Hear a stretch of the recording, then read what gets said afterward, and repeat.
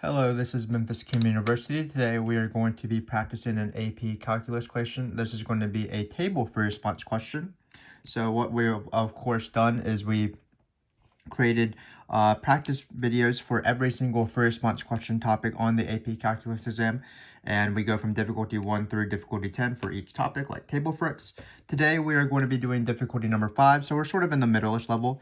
This for response question is actually an accumulation for response question, a classic rate in, rate out question inside a table FRQ. So we've seen before in difficulties, I believe 2 and 4.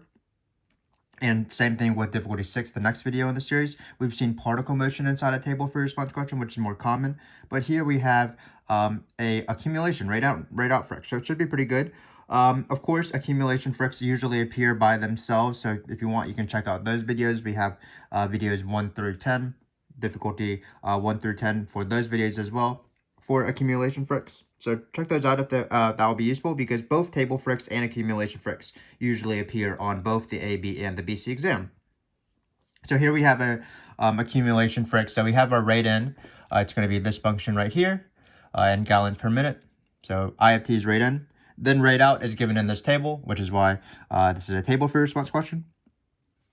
Because my handwriting is awful, you might not be able to tell what these numbers are. So this is 120, 90, 85, 70, and 50. So notice it does say the function is strictly decreasing. That will be used eventually. Also, it says at time t equals 0, there's 500 gallons in the tank. So if you don't know, that's going to be used for the amount formula when we want to find the amount using fundamental theorem of calculus. Again, this is very classic accumulation for response questions where we're going to be doing amount over a time period versus amount at a time and things like that. So the first question, let's just get started. It says estimate r prime of 1. So by r prime of 1, it shouldn't say r prime of 1, of course. It should say o prime of 1, because this function is o of t. So apologize for that, but not too bad of a snag. So estimate o prime of 1. Remember that all you do is you just take the slope of the algebra slope to estimate the calculus slope. So you choose the two columns where 1 is in between. Here it's going to be the first two columns, and then you just do the algebra slope, this minus this over this minus this. So o prime of 1 is going to be approximately o of 2 minus o of 0 over 2 minus 0. So why don't they like to use O's? Probably because they look so much like zeros, but O of 0 is written right there. So O of 2, we can replace what the numbers are, 90 minus 120 over negative 2. 2 minus 0 is 2, of course. So you get negative 30, negative 15, and that's going to be it. We do have to indicate units of measure, and the units of measure is going to be gallons per minute.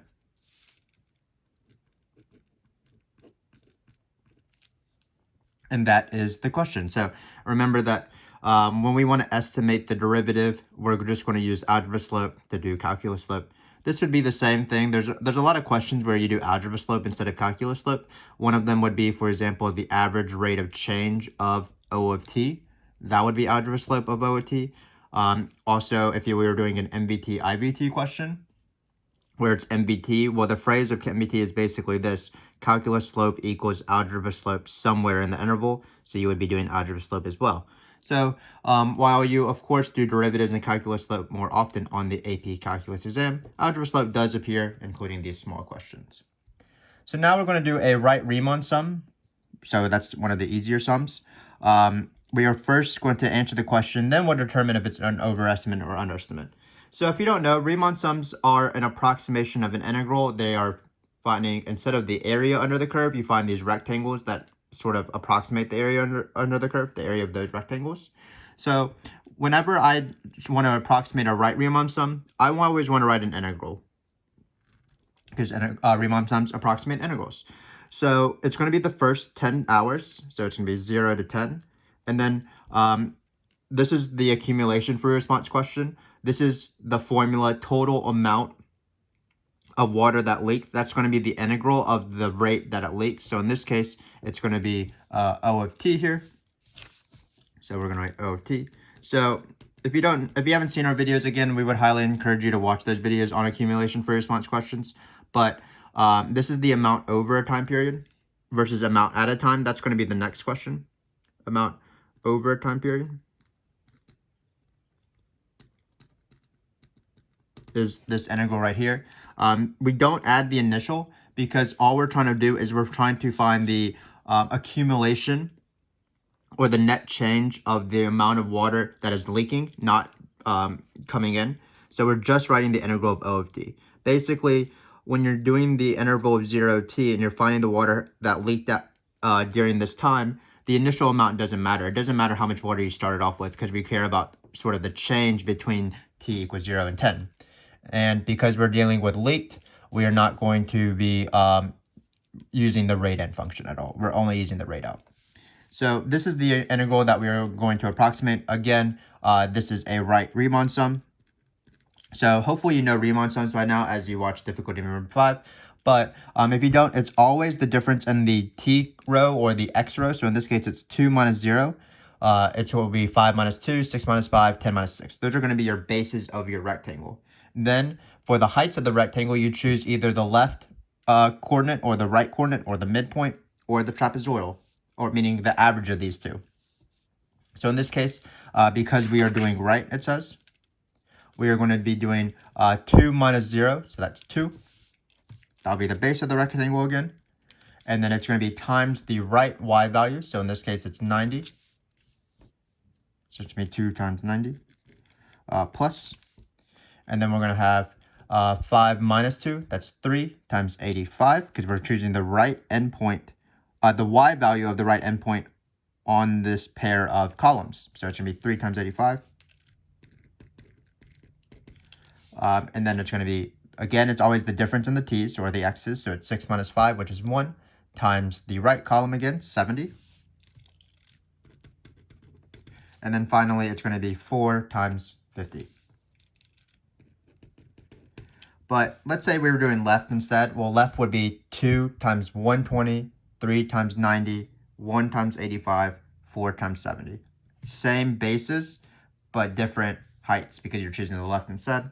If you're doing trapezoidal, it would be 2 times 120 plus 90 over 2, 5 minus 3, so it's 5 minus 2, which is 3 times 90 plus 85 over 2. And then it'd be 1 times 85 plus 70 over 2, and then 4 times 70 plus 50 over 2. So you just need to know how to do these Riemann sums, of course. You need to know how to do each type before the AP exam. And it's also an easy question once you do know how to do it because you're just adding and multiplying numbers. You just have to determine which numbers to multiply and add. So we're going to type this in a calculator because this question was calculator friendly. So I'm going to get my friend here, Freddie, out here. So it's going to be 2 times 90 plus 3 times 85 plus 1 times 70 plus 4 times 50. We're going to type this in a calculator. It looks like we're going to get 705. So this is 705, which is great. And then that's going to be the Riemann sum. So what is this? We can put it in gallons. So this is basically what this says is the total amount of water that leaked during the first 10 hours or during this 10-hour period is about 705 gallons. Now what we have to do is we have to determine whether this was an overestimate or an underestimate. That's only based off 2 words. The first word is either right or left, right Riemann sum or left Riemann sum. And then the other words are the ones we found earlier, strictly decreasing. It is in the paragraph that they have to tell you it's decreasing because you don't know the values in between. But these values are decreasing, 120, 90, 85, 70, 55. So all you do is you draw any single decreasing function. You don't have to draw it super accurately in terms of concave up or down. So you can draw, for example, this. You can draw something, for example, this. And then what you want to do is you want to fix an endpoint or an interval. So no matter what you draw, I'm just going to call this A and B. And then right Riemann sums mean you have this base, and then you take the right endpoint of your interval, go up to the function, and just see if it's under. So no matter, notice that no matter where I draw it, so that was a bad drawing, but I take the right endpoint, go up to my function, and then that will be the height of my rectangle. No matter how I draw this, notice that the right is always under. So that's the answer, underestimate or overestimate. It would be reversed, of course, if it was left or if it was an increasing function. But there's only 4 types: right increasing, right decreasing, left increasing, left decreasing. You don't have to memorize it. You just draw a function, draw an interval, and then draw a right or left sum. So in this case, again, we had an underestimate. So write Riemann sums underestimate, or underestimate, I guess, because it's a verb. Underestimate decreasing functions. And this is, of course, a common question. Both of these questions have in common. Approximated derivative is very easy. Just remember to put units. Of course, now that I look back at it, we didn't put the right unit, so let me go back and do this. So the units of O of t is gallons per minute, so this unit is going to be gallons per minute squared because it's the derivative of O. Both the algebra slope, the average rate of change, and the calculus slope, the instantaneous rate of change, has the units where you divide by time period, so my apologies for that, but that's why we go check our work. Everybody makes mistakes, of course. That's what one of my friends used to say. And going back is a useful skill in being like, oh, I need to look at my units again. So that was useful. For this Riemann sum, just remember that you need to, again, know how to do left, right, trapezoidal or midpoint. And keep in mind that usually the Riemann sum isn't the full answer. Sometimes we have to do average, so we would divide by 10 because that's that formula. Sometimes we would do fundamental theorem of calculus, so we would add an initial amount. And then sometimes we need to see if it's right, or the overestimate, underestimate thing like this. So again, just be careful. In particle motion questions, we saw that we had to do total distance and interpret it as that, where our velocities, all of them were positive. So just keep in mind that the Riemann sum, it is a pretty easy question. You're just adding and multiplying numbers, but you might be doing something additional on the side or at the end of the question. But a very classic table free response question. It has a derivative and it has a Riemann sum. The one thing that this one won't have is, sorry to ruin the fun, but it won't have an MVT, IVT question, but most of our videos in this series does have an MVT or IVT question. So now we're going to be doing this accumulation sort of process where it says, using your answer from part B, estimate the total amount of water in the tank to the nearest gallon at the end of 10 hours. So we're going to do that real quick. So this is a little bit different than the amount over a time period. There's two main differences. Let me first write them down. So this is the fundamental theorem of calculus. The amount at a time is equal to the initial, so we'll write A of 0 plus 0 to t, and then it's going to be rate in minus rate out. So these are the two amount formulas that we discussed extensively in our accumulation free response question videos, but both of them have integrals, notice. But there's two main differences. The first one is when you're determining the amount of water at the in the tank versus the amount of water that leaked in or was pumped in over a time period, the initial matters because you need to know what you started off with, then you would add the net change, which is this right here. So in this case, remember, we did not add the initial. That's the first difference. No adding the initial versus adding the initial. The second difference is when you're finding the amount of water in the tank at a certain time, it depends on rate in and both rate out. So we do rate in minus rate out. When you want to find the amount that just leaked, or the amount that entered or was pumped in, whatever your English words are, then you would only be doing one of either integral of rate in or the integral of rate out. In this case, we did integral of rate out. If you wanted to find the amount of water that entered the tank, you would do the integral of rate in. One small thing is that when I write the amount formula, I need to make these variables not match, because when I plug in a number, for example, 10, I'm going to plug it just into the top. So let's do that. So it's going to be A of 10 equals A of 0. Remember that there's 500 gallons at the beginning of the situation. And then we're going to plug in 10, and we're going to do I minus O. So what's weird about this is that in rate in, rate out free response questions that are regular, you would have a function for I, which we have here, and you would have a function of O, though, not a table. So you would just plug in I minus O into this function, take the integral with the calculator, and you would be done. But in this case, we're going to be doing this integral actually separately. We want to break this integral up because we're going to be able to type this guy in a calculator, and then for this O integral, we're going to use the answer in part B. using this Riemann sum that was 705, as the question alludes to, using your answer from part B. So it's a little bit different, but it's not too bad. So again, you're allowed to break up integrals when it's a sum or a difference, not when it's a product, of course. So it's going to be 0 to 10, and then you're going to put the rate n. The rate n was 220 e to the negative t over t squared over 25. So it'd be 220 e to the negative t squared over, I believe, 25. Great. And then we are going to be subtracting this integral 0 to t of O of t, O of x, or O of t. Now that we have numbers, it doesn't matter what our variable of integration is. So again, we're going to be doing these integrals in different ways. So let's write this. We can write it over here because we do have quite a bit of space right here. So we have the initial amount that was given, plus this integral we're going to do with a calculator. We have a calculator. And then this integral is going to be 705 from our Riemann sum, because it says use the answer from part B. So that's going to be 500 plus this integral. We'll do that later, and then we're going to subtract off, remember, 705. So we're going to subtract off 705. So let's do that. Let's find the integral of this using our calculator here. So we're going to go math, integral 0 to 10, 220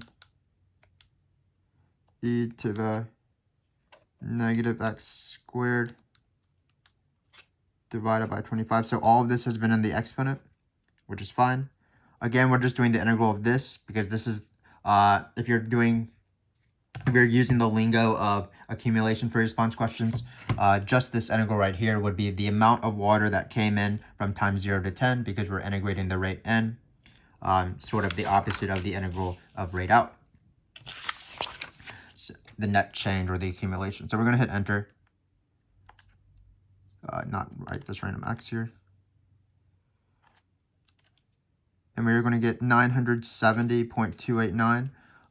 It says round to the nearest gallon, so let's be careful with that. So it's going to be 970.289. But let's find this out. So it's going to be 500 plus this number right here, minus 705. And again, one of the smallest mistakes is to round to the nearest whole number. If you wrote 765.289, that would actually be incorrect, which is just sad and just like a tragedy, of course, because it's the easiest part of the question, just round to the nearest whole number. So it's going to be, in this case, 765 gallons. We can have a box within a box. But again, this is what we're really stressing. This will help you on your accumulation for response questions. The difference between amount at a time, where you add the initial and include rate in and rate out, and then amount over a time period, where you're just having the integral of either rate in or the integral of just rate out. And then keep in mind, in this case, it was a little bit strange because we couldn't do the integral of this all in one step. What we had to do is we had to break it up. We typed this in a calculator, and then we used our previous answer, our Riemann sum, because remember, Riemann sums approximate this integral. So now we have one final question, so it shouldn't be too bad. It says, for 0 time between this interval, is there a time t when the rate at water is pumped into the tank is the same as the rate at which water is removed from the tank? So this is why this question is difficulty number 5. Accumulation for response questions mixed in the table for response isn't too bad. But this question is a little bit tricky, so let's think about it. So the first thing that's a little bit weird is this phrasing right here, is there a time t? So they're not asking me to find a t. They're not asking me to take a derivative at a t or take an integral or something like that. So this is the wording that makes me think that it's MVT, IVT before I even read the question. Is there a time t? So I know that it's IVT or MVT because remember, IVT and MVT are existence theorems. I think I said that there wasn't going to be an IVT or MVT question when we were talking here, but there actually is. It's this fourth question.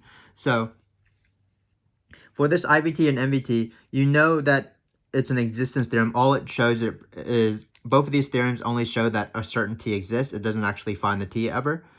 So that's why when you see the words, is there a time t, or explain why there must be a time or something like that, or what's the fewest number of times that this must happen, then it's always IVT or MVT. So again, it's nice to recognize just from the first few words in the sentence that it's probably IVT or MVT. So now we have to decide, should we use IVT or MVT? So this is where it gets a little bit complicated. So MVT, remember, is the phrase calculus slope equals algebra slope. It doesn't look like we have any calculus slope equals algebra slope sort of scenario here because we want the rate to be equal to the rate. So I'm actually not thinking that it's MVT. I'm going to think that it's actually IVT.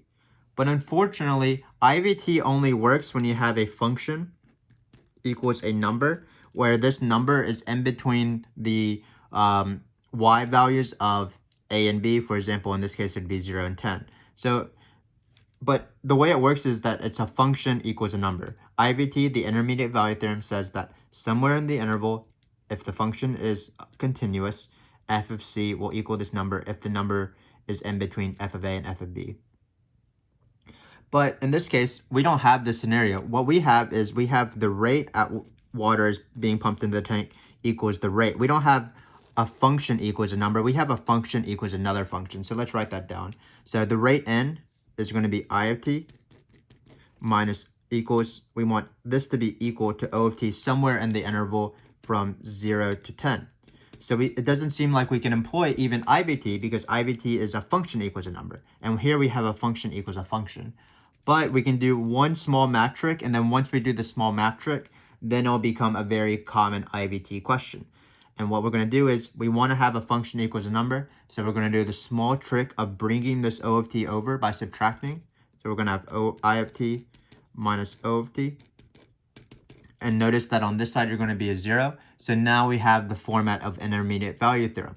What joy. So now we have a function. The function isn't I or O. The function is actually I minus O, rate in minus rate out. And we're setting it equal to a number. This number is a great number. It's 0. So we're about to do IVT, our normal IVT sentence and our justification and things like that. But remember, we're not doing IVT on the function I or O. We're actually doing IVT on a new function, I minus O. So by IVT, and now we want to find I of 0 and O of 0 and hope one is positive and one is negative, so that 0 is in between those numbers. So let's find that. I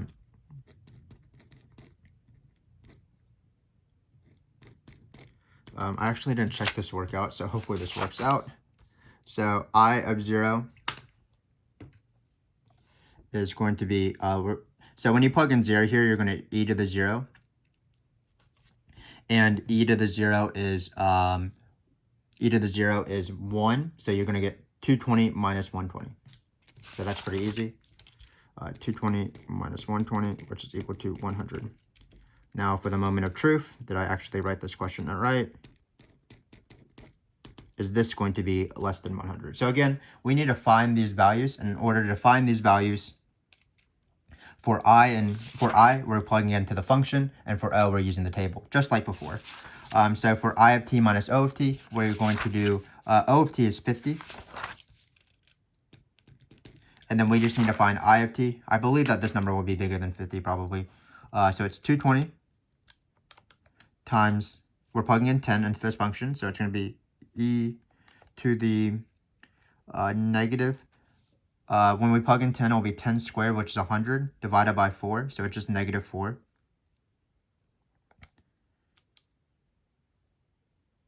And it looks like it's just going to be, when we plug this in, it's just going to be 4.029. So that's going to be 4.029. So it looks like this question is valid because when we subtract 50 from that,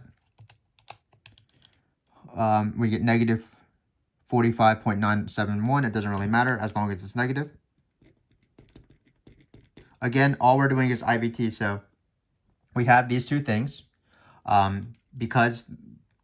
and remember we're doing IVT on this function I of t, O of t, instead of I or O separately. So we're just plugging in 0 and 10, and then we're going to be like, well, 0 is in between these two values. So by IVT it holds. So by IVT, because this and this, and 0 is in between these two numbers,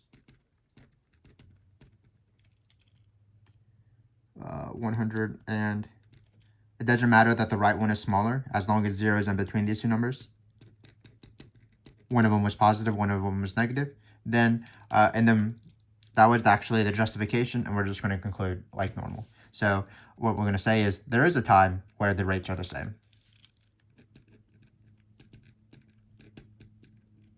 T, where T is in between this interval, of course, where the rates are the same. So a bit of a trick question to even start. This MVT or IVT, because again, what IVT says is you need a function to be equal to a number. Here we had a function equals a function. So what we did is we brought the O of t so that we could rely and do function equals a number. So that's about it. So let's just go over what we did. We are done with this free response question. It was a nice free response question in my opinion, because it did mix accumulation free response questions, rate in minus rate out, with a table. So first thing was a very easy question. It was just taking the algebra slope, which you do when you do average rate as well. Use the two columns. So it'd be 1 here. And remember that we had the units wrong in the first place, but because we're doing O prime, we're going to divide by time, so it's going to be minutes squared. Then we talked about a right Riemann sum. So right Riemann sum isn't too bad. Always the difference in the x's times the right value. And then we did overestimate, underestimate. Right Riemann sums, in this case, underestimate the decreasing function because we drew it. And keep in mind that the accumulation free response question review that we talked about was that the integral of either rate in or rate out is the amount of water that was pumped in or leaked out respectively over a time period. So it's amount over a time period, not amount at a time. So you don't add the initial. You do add the initial when you have the regular amount formula, which is this: initial plus the integral of rate in minus rate out. This is appears on every single rate in, rate out question. So you can check out those videos again. But what was weird is because I and O were presented differently, I was presented with a function, O was presented with a table. We had to do this integral separately, and how we did it is we took the integral of I using a calculator and we subtracted our Riemann sum from the previous page. And then finally, we had this weird IVT, MVT question. We recognized that it's IVT because it didn't really involve derivatives, but what we wanted to show is that I of t equals O of t. And how to do that is we did the one trick of bringing the O of t to the other side. So we have the normal IVT format, a function equals a number. We did IVT actually on this new function, I minus O, plugged in 0, plugged in 10. Notice that 0 is in between both of these numbers, which is what we want. And then finally, that proved IVT. So again, not too bad of a free response question, but it did require some sort of knowledge of how to do accumulation free response questions. Sometimes they, again, mix them up. More common, of course, is particle motion mixed in these table free response questions. If you want to see another example of that, that will be difficulty number 6. So hopefully this was a nice review for you for both accumulation free response question and table free response questions. Thanks again for watching, of course, and I hope to see you in that difficulty number 6 video as we practice another particle motion question inside a table. Until then, thanks again for watching.